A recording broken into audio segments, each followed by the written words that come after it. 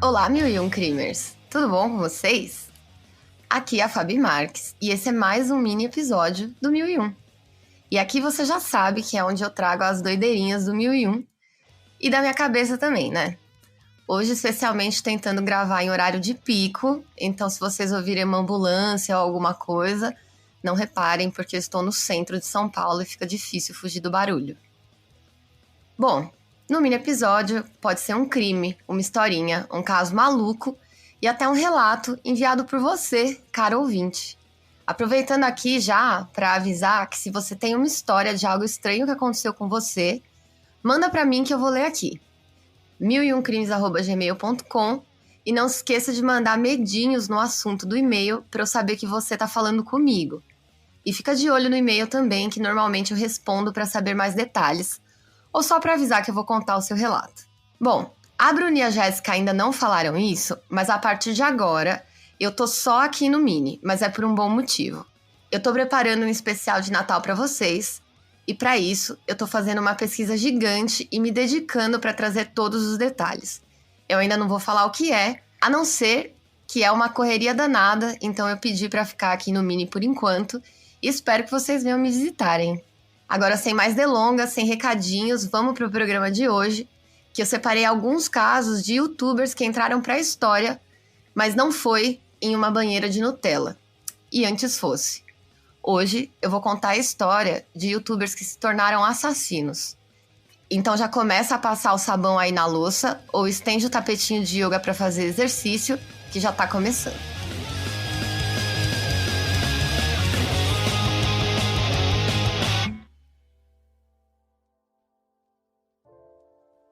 O primeiro caso é o Trey Eric Sessler.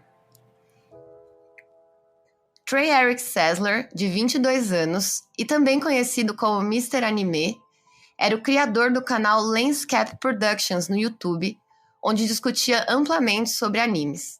Ele fazia resenhas e críticas aos mais variados animes e ranqueava eles também. No entanto, com o passar do tempo, ele começou a mostrar sinais de que a sua sanidade estava indo para as cucuia.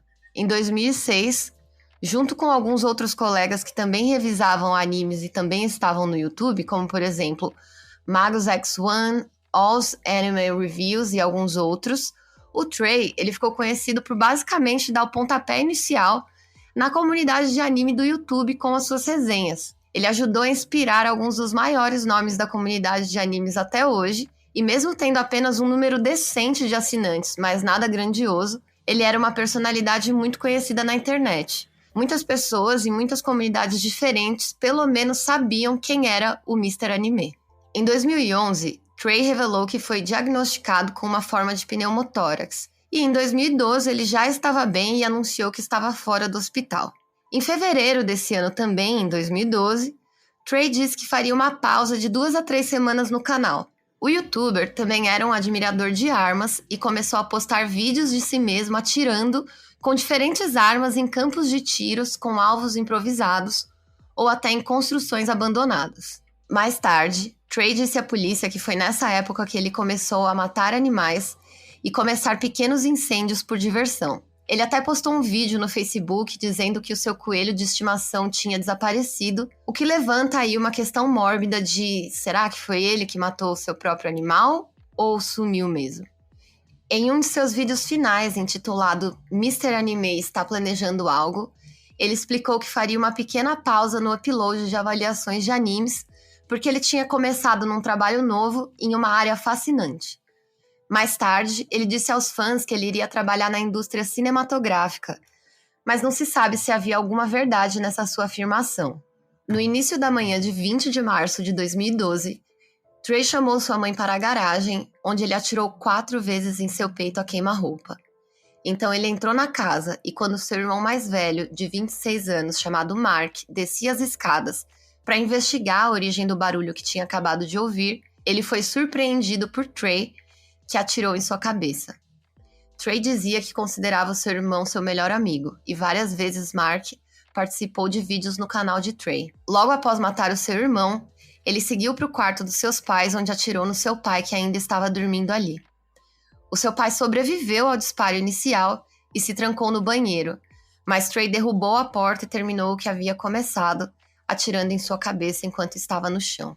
A partir daqui, Trey destruiu toda a casa e matou até os animais de estimação da família, incluindo um peixe que estava dentro de um aquário. Trey também escreveu frases bizarras nas paredes e portas, como, por exemplo, "Eu amo minha família e eu nunca vou me perdoar. Não sei por que fiz isso." Depois disso, Trey então carregou seu carro com mais de 100 cartuchos de munição e um rifle de carabina Hi-Point modelo 995, uma das armas usadas pelos atiradores de Columbine no massacre de 1999. De acordo com o jornal Houston Chronicle, Trey tinha uma obsessão com o massacre de Columbine, em qual Dylan Klebold e Eric Harris mataram a tiros 12 alunos e um professor antes de cometerem suicídio. Ele também era obcecado por armas e possuía várias em sua casa, incluindo revólveres e rifles de alta potência. Aqui no 1001 Crimes, nós também temos episódios sobre o massacre de Columbine, é só procurar na barra de busca do Spotify. Após matar sua família, ele dirigiu até a Waller High School, onde se formou alguns anos antes e ficou sentado no estacionamento um pouco antes de voltar para casa. O seu plano original era assassinar pelo menos 70 alunos, durante um evento dessa escola, e aí ele se tornaria o maior assassino em massa da história, como foi revelado pelo próprio Trey em um interrogatório. Alguns vizinhos relataram tiros vindos daquela casa naquele dia, mas quando a polícia chegou lá, não encontrou Trey, apenas os corpos dos membros de sua família. Ele matou sua família primeiro para impedi-los de saber o que ele planejava fazer a seguir, e segundo, para poupá-los da vergonha. Trey nunca foi capaz de explicar exatamente por que cometeu uma violência tão horrenda e nem por que ele decidiu não atirar na escola. A única coisa que ele disse foi que tudo se tornou muito real. Ele foi preso na casa de um amigo poucas horas depois que os corpos foram encontrados. Os investigadores disseram que ele tinha várias armas no seu carro. Muitos acreditavam que ele seria condenado à morte, já que ele morava no Texas, mas em vez disso ele foi condenado à prisão perpétua. Ele também solicitou que os seus direitos de liberdade condicional fossem removidos, acreditando que ele representava um perigo para si mesmo e para os outros. Embora tenham havido rumores de que ele morreu na prisão, Trey Eric Sessler ainda está listado como prisioneiro ativo do Departamento de Justiça Criminal do Texas.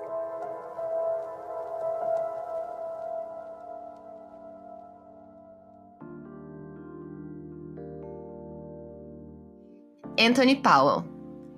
Anthony Powell, de 28 anos, mais conhecido online como Tony48219, foi um youtuber e comentarista americano que assassinou Asia McGowan em 10 de abril de 2009. Durante os 2 anos em que ele foi ativo na plataforma do YouTube, Anthony circulava por vários canais e recebia muitas suspensões da plataforma devido à natureza violenta dos seus vídeos, principalmente por odiar mulheres negras e ateus. Alguns outros youtubers expressaram preocupação com a sua saúde mental, porque alguns dos seus vídeos se tornavam cada vez mais dissociados da realidade, expressando pensamentos suicidas, mencionando possuir uma espingarda e falando sobre os seus problemas em conseguir uma namorada. Os pais de Anthony mencionaram que ele lutava contra a depressão e não gostava de tomar medicamentos. Eles também comentaram que ele tinha muito interesse em filmes, e é por isso que ele previamente frequentou a Henry Ford Community College em Dearborn, Michigan. Em 10 de abril de 2009, Anthony entrou no Mackenzie Fine Arts Center, onde era aluno, e seguiu em direção a uma sala de aula. Lá, ele encontrou Asia McGowan, uma colega youtuber que ele conhecia desde o MySpace. Asia já tinha sido intimidada por Anthony dentro de uma sala de aula em outra ocasião. Algumas semanas antes do assassinato de Asia, Anthony adicionou no Facebook e enviava várias mensagens, o que deixou alguns amigos de Asia em alerta. Alguns dias antes de seu falecimento, Asia postou um vídeo falando sobre os ataques que sofria de outros youtubers. Enquanto isso, Anthony postou um vídeo de ódio contra mulheres negras no mesmo dia. No dia do ataque, Anthony trouxe a espingarda carregada para a sala de aula de Asia e atirou nela na frente de todos os alunos antes de atirar na própria cabeça.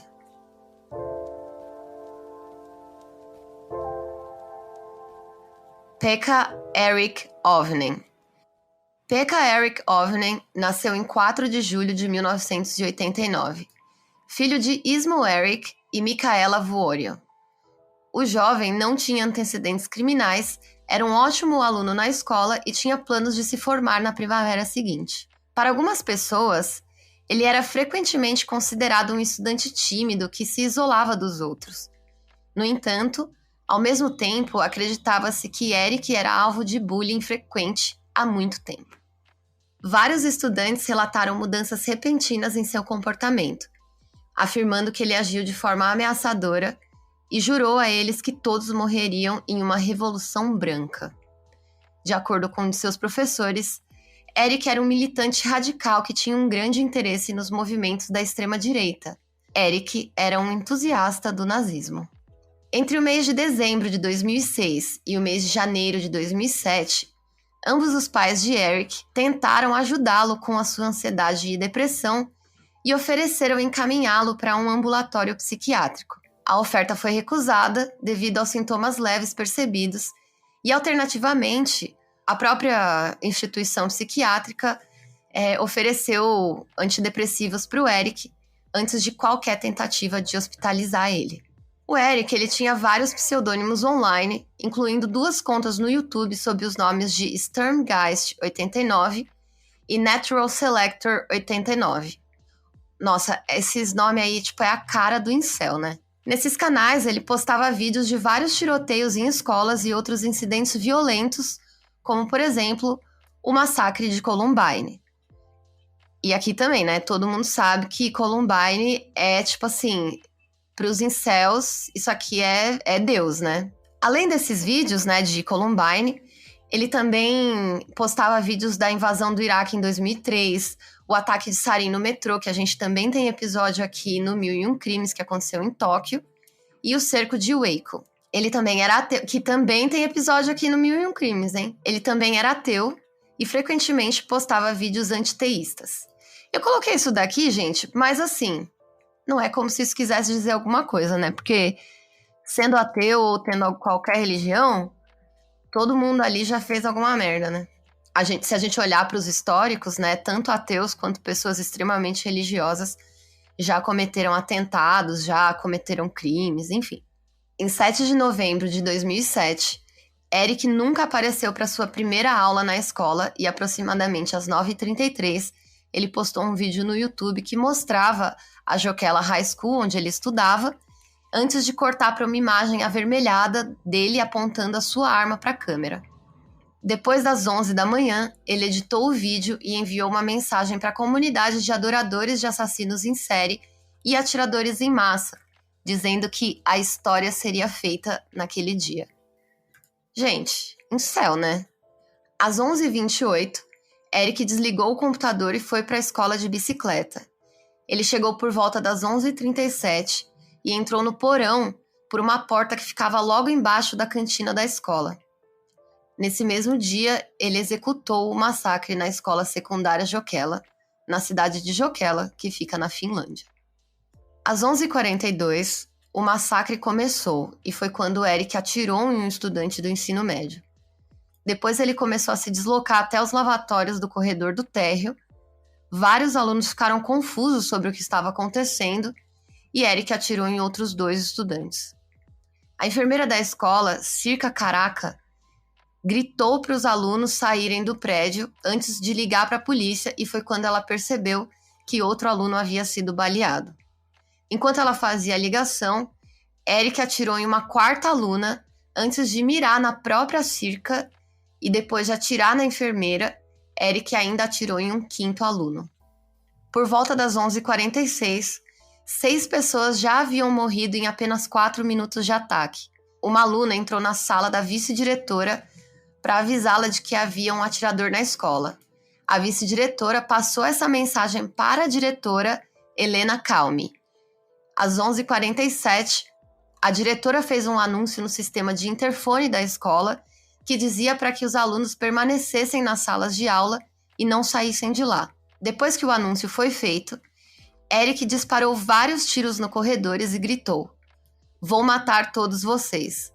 No entanto, quando ele trombou com a mãe de um aluno que por acaso entrou no prédio naquele momento, ele a poupou.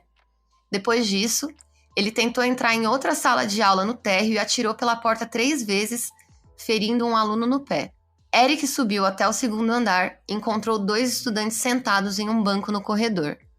Um deles conseguiu escapar, mas o outro foi fatalmente ferido por Eric. Em algum momento, Eric também borrifou um líquido inflamável na parede do corredor e tentou acendê-lo com um fósforo, mas falhou. Após essa tentativa de incêndio criminoso, Eric desceu para o corredor em frente à cantina da escola e tentou entrar, apenas para descobrir que as portas estavam trancadas. Ele exigiu que o deixassem entrar antes de disparar pelas portas e bater em várias cadeiras. Enquanto isso acontecia, um grupo de pessoas que estavam escondidas na cantina conseguiu escapar pela outra extremidade e se esconderam em vários armários que tinham atrás da cozinha da cantina.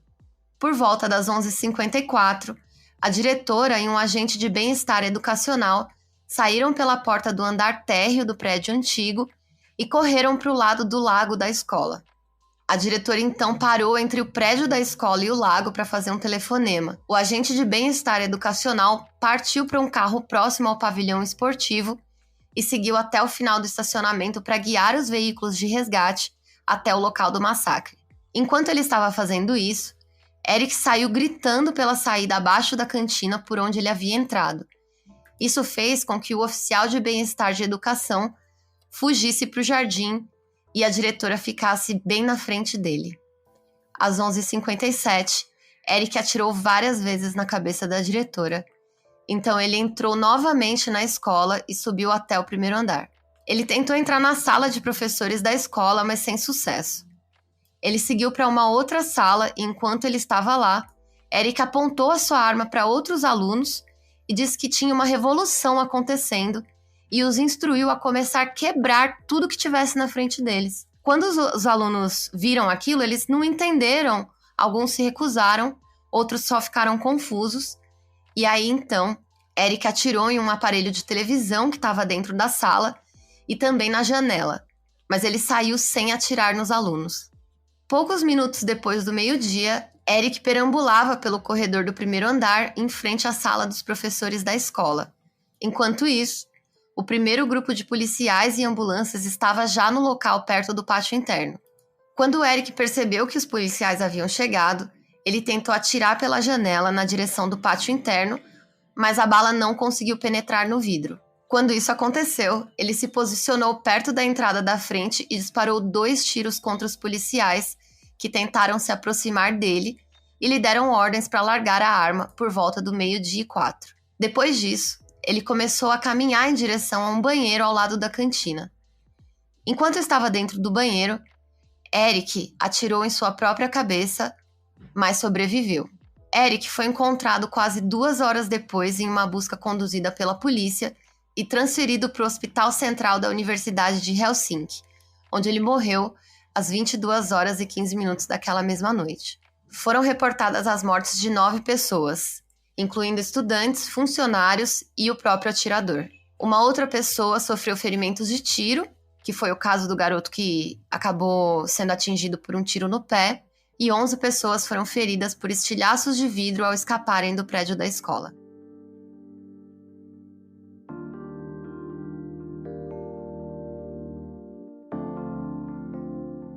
Então é isso, gente. Esse foi o mini dessa semana.